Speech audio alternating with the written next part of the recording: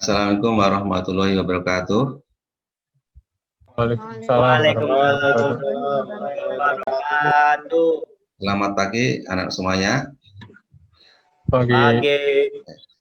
Sebelum kita belajar pada hari ini, alangkah baiknya marilah kita berdoa terlebih dahulu sesuai dengan keyakinan dan kepercayaan masing-masing.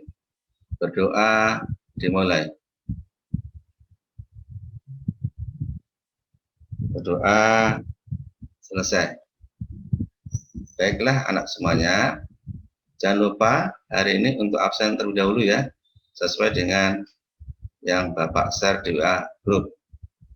Oke, terima kasih. Saya lihat ini yang hadir untuk hari ini nih, kayaknya udah komplit ya. Pertama itu Amalia masuk ya, kemudian Ayah Rosadi masuk, Bayaki masuk ya, kemudian Royanudin, Febri, Safaat, Sahroni, alhamdulillah ya.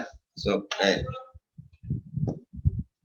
Baiklah anak semuanya, sebelum saya menyampaikan materi, terlebih dahulu akan saya sampaikan hasil ulangan kemarin, ulangan harian. Dan setelah saya cek, ya, alhamdulillah kalian lulus KKM. Tapi ada satu siswa yang melebihi KKM, yaitu nilainya 92. Jatuh pada Aam Amalia. Tepuk tangan buat Aam. Oke, makasih Aam ya. Yang lain juga semangat. Oke. Untuk Aam, Bapak berikan apresiasi, yaitu kasih pulsa gratis ya. Kurang lebih 1 minggu 3 MB ya. Ini sebagai motivasi kalian untuk lebih giat belajar lagi. Dan yang lain juga ya kan, Bapak berharap nih kalian harus lebih giat lagi. Oke? Oke, baiklah, untuk hari ini kita akan menyampaikan atau melanjutkan materi yang kemarin ya, yaitu analisis SWOT, tetap ya, KD 3.2 menganalisis peluang bisnis dengan analisis SWOT. KD 4.2 melakukan analisis peluang bisnis dengan analisis SWOT. Nah, tujuan pembelajarannya ya, diharapkan yang pertama kalian dapat menganalisis pengertian analisis SWOT dari beberapa ahli. Dan yang kedua, mengidentifikasi peluang bisnis dengan strength, weakness, opportunity, threat. Dan yang ketiga, melakukan analisis perumusan strategi SO, WO, ST, dan WT. Nah, sebelum kita lanjutkan, Bapak adakan pretest terlebih dahulu ya. Kerjakan soal pretest ini. Saya kasih waktu 5 menit ya. Unggah di link ini yang Bapak share melalui WA group. Silakan kerjakan mulai sekarang.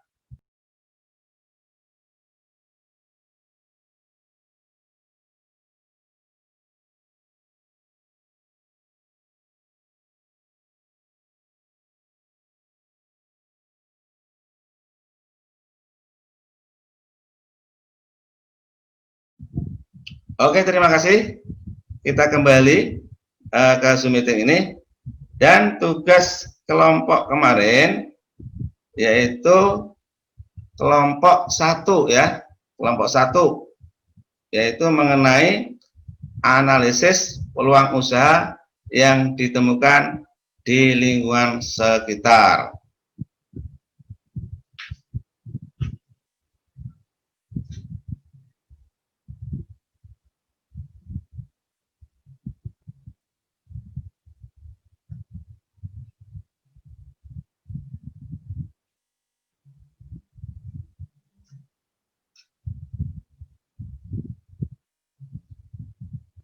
silakan untuk kelompok 1 untuk mempresentasikan dari hasil kelompoknya. Silakan.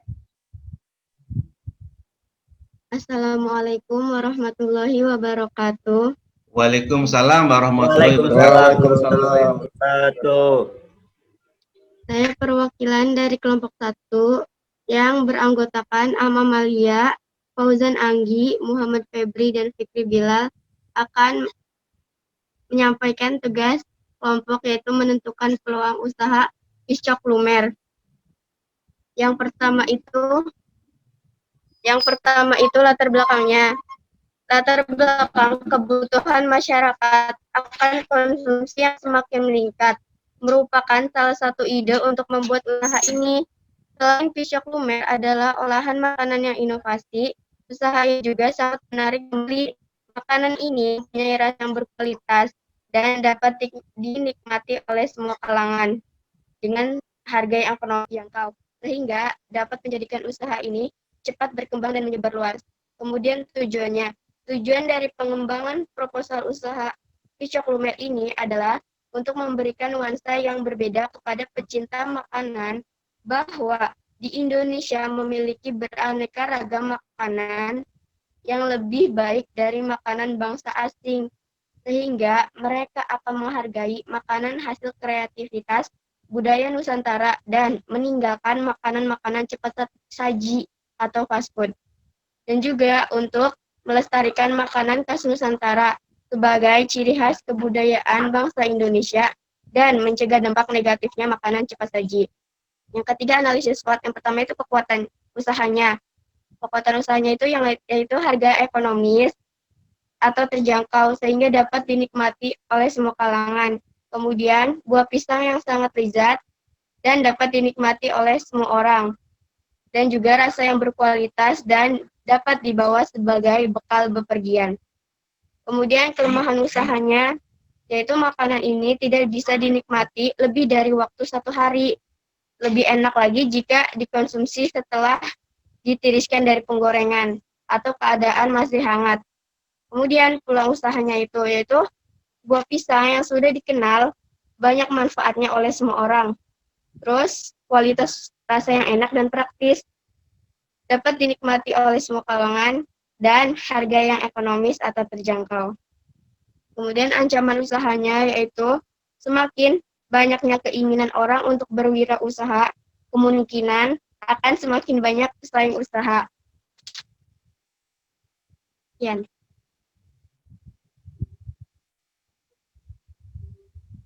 Oke, tepuk tangan untuk kelompok 1.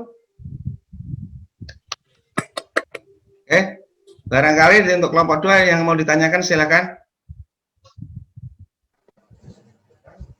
Saya perkenalkan, saya Ahyar Rosadi dari kelompok 2, ingin bertanya tentang bagaimana harganya.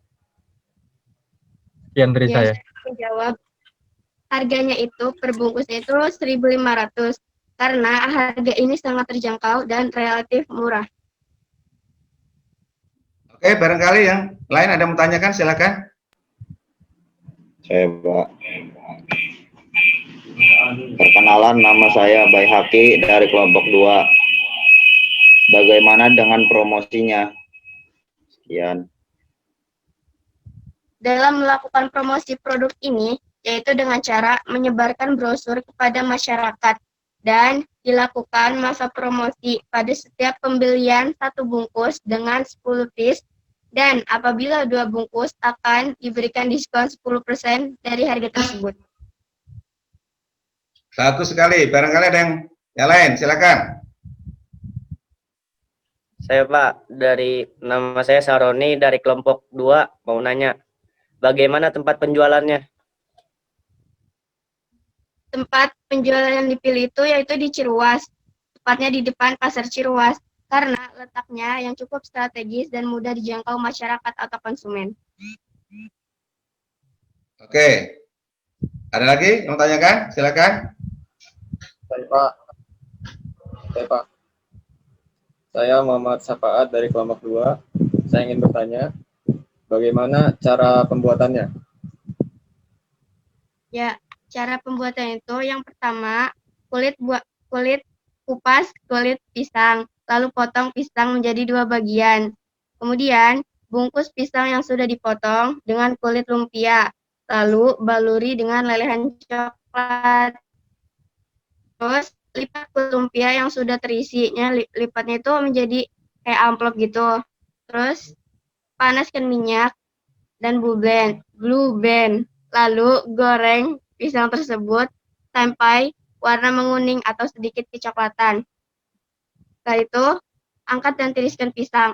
Kemudian masukkan ke dalam mika dan taburi dengan meses coklat. Pisang lumer siap. Oke, tepuk tangan untuk kelompok 1. Oke, cukup sekali presentasinya untuk kelompok 1 ya. Coba Bapak minta kalian simpulkan apa yang kalian buat tadi. Silakan untuk kelompok 1 buat satu kesimpulan. Kesimpulannya itu yaitu pisang lumer memiliki peluang yang sangat besar untuk dijual lebih banyak dan dipasarkan lebih luas lagi. Hal ini dikarenakan pisang lumer memiliki aneka rasa, di antaranya itu yaitu coklat, stroberi, durian, dan lain-lain. Namun, karena rasa yang mudah didapatkan sehingga mudah juga ditiru, dan dibutuhkan adanya suatu strategi untuk terus membuat inovasi dan pemasaran yang tetap agar dapat menarik pembeli. Oke, terima kasih untuk kelompok 1. Sekali lagi tepuk tangan. Oke. Selanjutnya untuk kelompok 2 silakan presentasi.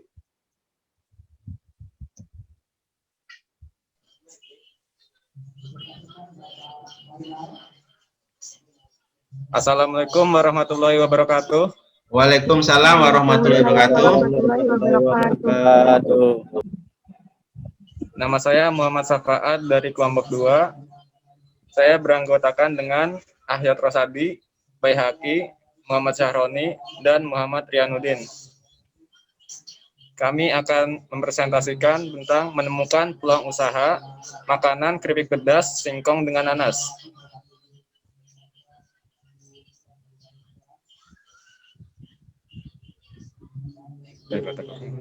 Latar belakangnya, salah satu makanan tradisional yang cukup sederhana, tetapi sangat cocok menjadi makanan atau snack konsumsi untuk hari-hari santai dan liburan. Dan sekaligus merupakan makanan yang juga cukup istimewa adalah keripik pedas singkong dengan nanas.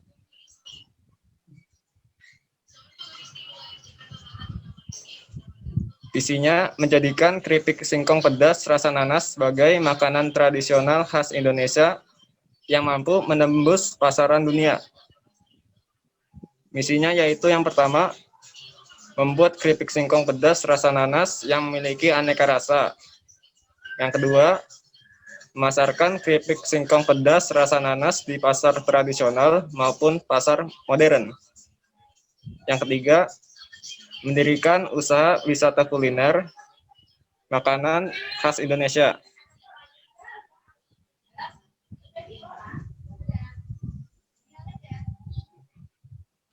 Analisis peluang usaha. Strength atau kekuatan dari produk ini adalah yang pertama, menjual produk untuk semua kalangan masyarakat. Yang kedua, satu produk terdiri dari beraneka rasa dan bentuk. Yang ketiga, bahan produk yang terjamin dan higienis. Kelemahan dari produk ini adalah yang pertama, produknya mudah ditiru. Yang kedua, tidak tahan lama. Peluang dari produk ini belum banyak yang membuat, sehingga peluang masih besar untuk dikembangkan dan membuat peluang untuk usaha ini. Ancaman produk ini adanya pesaing yang menjual produk dengan harga yang lebih murah.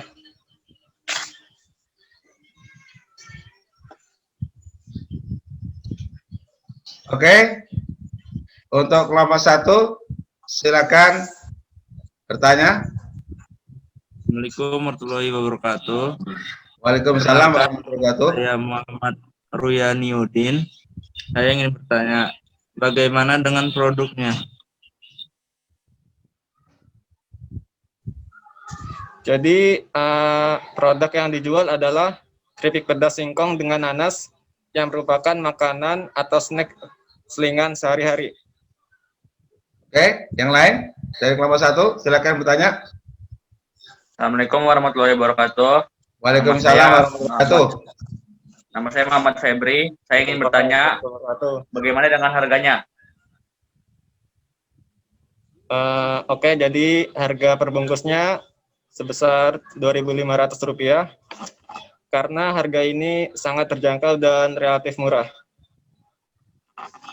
Oke, yang lain silakan. Assalamualaikum warahmatullahi wabarakatuh. Waalaikumsalam warahmatullahi wabarakatuh. Nama saya Amalia dari kelompok 1. Ingin bertanya tentang promosi. Gimana sih cara promosinya?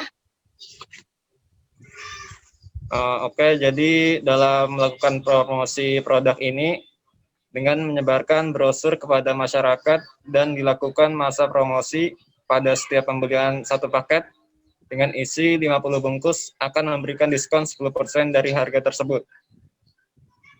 Oke, silakan. Barangkali yang lain untuk bertanya.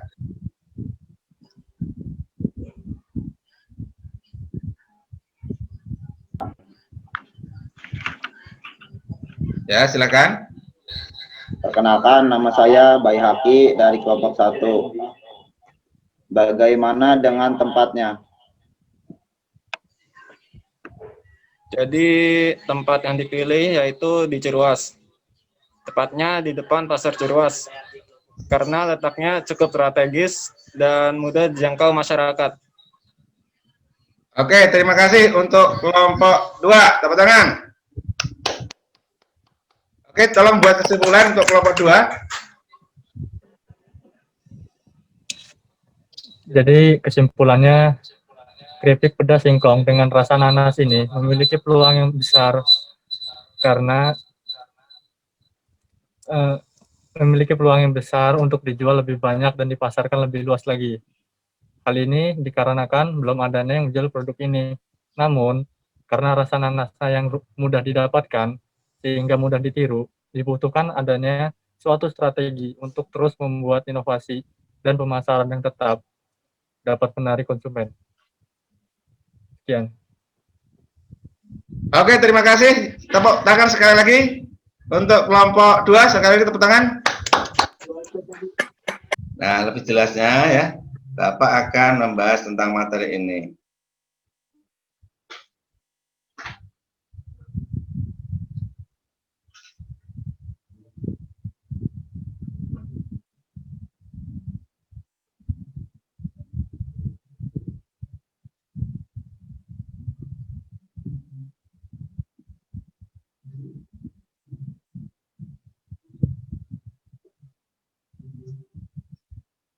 Ya, Bapak akan menyampaikan tentang SWOT atau SWOT, strength. Yang termasuk strength di sini adalah kekuatan, yaitu sumber daya keuangan. Itu yang pertama. Terus yang kedua, yaitu citra kepimpinan perusahaan. Dan yang berikutnya, yaitu hubungan pembeli dengan pemasok. Itu termasuk strength. Nah, sedangkan opportunity-nya atau peluang itu misalnya yaitu perubahan dalam kondisi persaingan. Dan yang berikutnya, perubahan dalam perundang-undangan. Dan yang berikutnya, hubungan dengan pembeli yang akrab. Dan yang berikutnya, hubungan dengan pemasok yang harmonis. Itu merupakan opportunity. Nah, sedangkan kelemahan, misalkan, yaitu sarana dan prasarana yang dimiliki. Dan yang kedua, kemampuan manajerial yang rendah. Dan yang berikutnya, produk yang kurang diminati oleh para pengguna. Nah, jika produk itu kurang diminati, nah ini merupakan suatu kelemahan. Sedangkan trade ancamannya yaitu masuknya pesaing baru, lambatnya pertumbuhan pasar, dan yang berikutnya yaitu perubahan teknologi. Ini merupakan suatu ancaman tadi. Ya, saya bilang tadi, misalkan tadi adalah masuknya pesaing baru. Ini harus hati-hati, apalagi produk itu sejenis. Nah, makanya harus kita banyak membuat suatu inovasi sehingga konsumen itu tidak jenuh, artinya tidak lari ke tempat yang lain. Ini terobosan-terobosan yang harus kita lakukan karena melihat banyaknya pesaing, apalagi menjamur dengan produk yang sama. Nah, kemudian bagaimana manfaat analisis SWOT itu? Ya, yang pertama dapat dipakai untuk mengetahui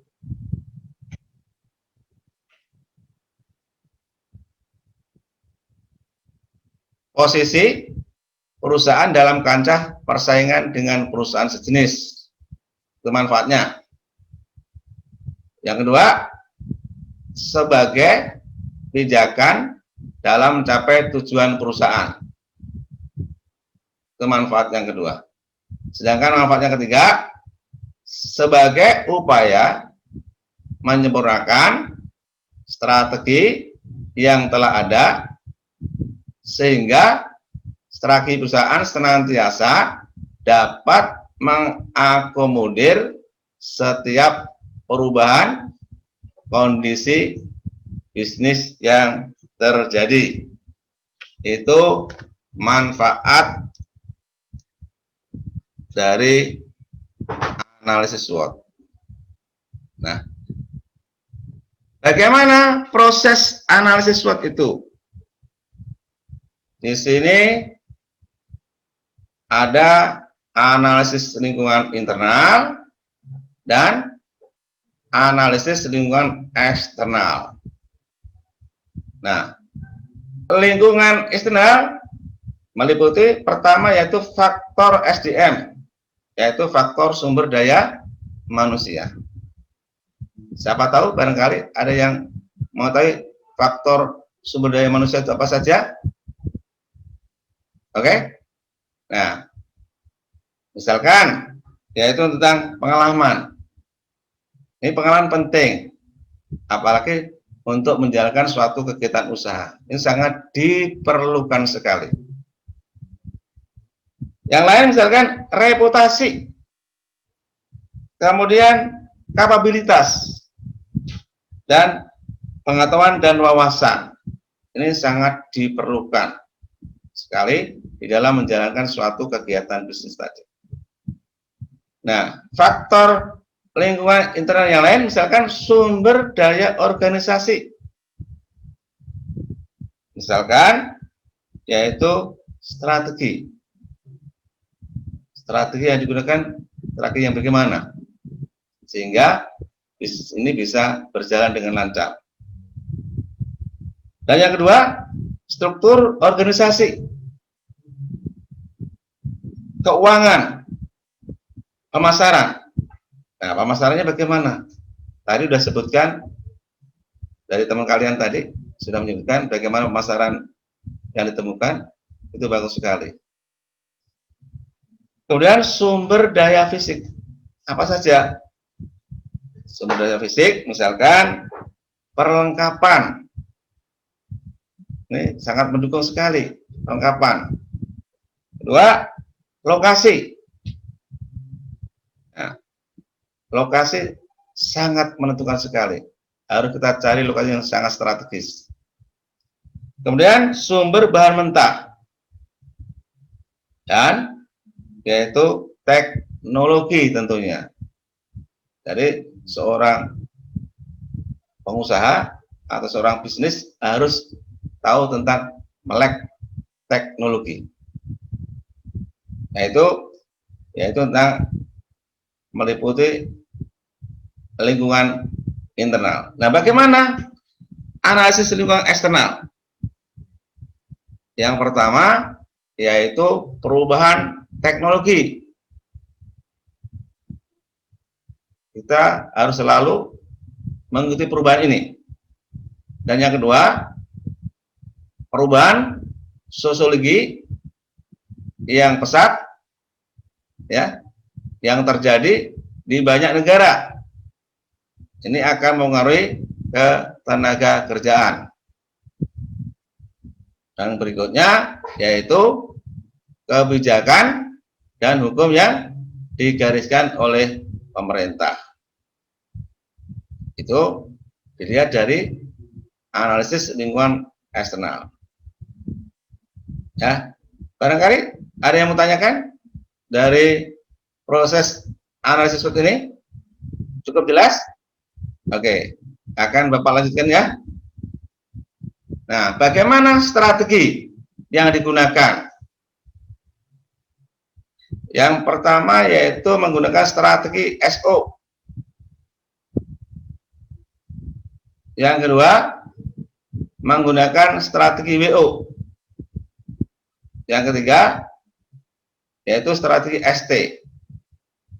Dan yang keempat, yaitu tentang strategi WT. Nah, strategi SO, ya, gunakan kekuatan internal untuk memanfaatkan peluang eksternal.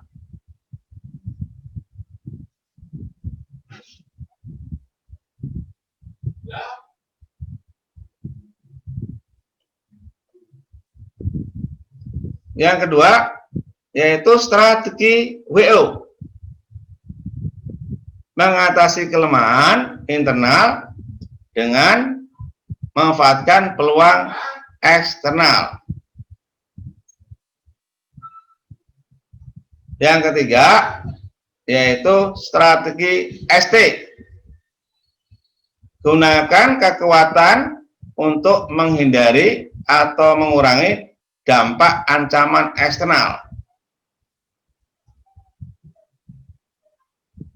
Dan yang terakhir, yaitu strategi WT. Gunakan taktik bertahan yang bertujuan untuk mengurangi kelemahan internal dan menghindari ancaman eksternal.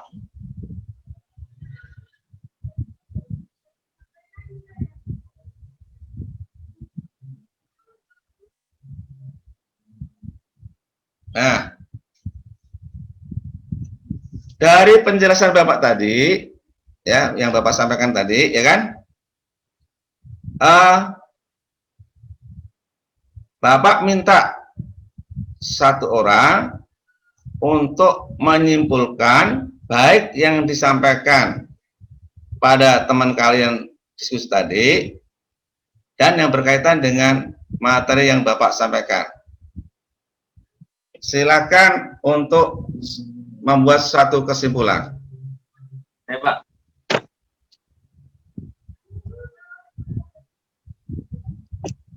Perkenalkan, saya Muhammad Febri. Saya akan menyimpulkan materi tadi. Analisis SWOT adalah sebuah bentuk perencanaan strategi bisnis yang diambil dari 4 sisi utamanya. SWOT, strength, kekuatan, weakness, kelemahan, opportunity, kesempatan atau peluang, dan threat, ancaman. Sekian, terima kasih. Oke, tepuk tangan untuk kelompok 1. Oke, nah sebelum Bapak akhiri materi ini, ya kan, terlebih dahulu, ya, Bapak akan adakan ulangan harian.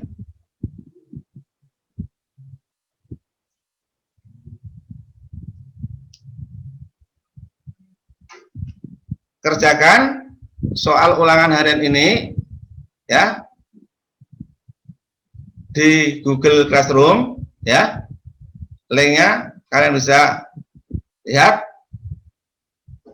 Saya kasih waktu 10 menit. Dan kalian bisa juga melihat materi yang di sana. Silakan.